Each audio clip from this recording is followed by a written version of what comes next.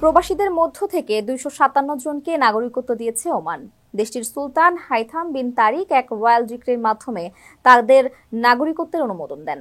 রোববার এক প্রতিবেদনে ওমানি সংবাদ মাধ্যম টাইমস অফ ওমান এই তথ্য নিশ্চিত করেছে।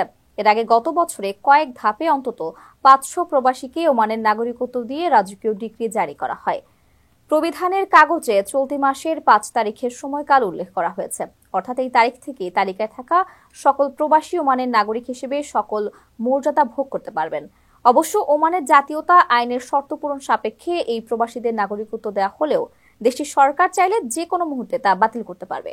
ওমানের আইনে ওমানে বা অন্য কোনো দেশে ওমানি বাবা মায়ের ঘরে জন্মগ্রহণকারী সন্তান অথবা ওমানে জন্মগ্রহণ করেছেন কিন্তু বাবা মা অজ্ঞাত অথবা ওমানে জন্মগ্রহণ করেছেন কিন্তু তার বাবা মা ওমানের নাগরিকত্ব হারিয়েছেন এমন লোকজনকে ওমানের নাগরিকত্ব দেওয়ার বিধান রয়েছে।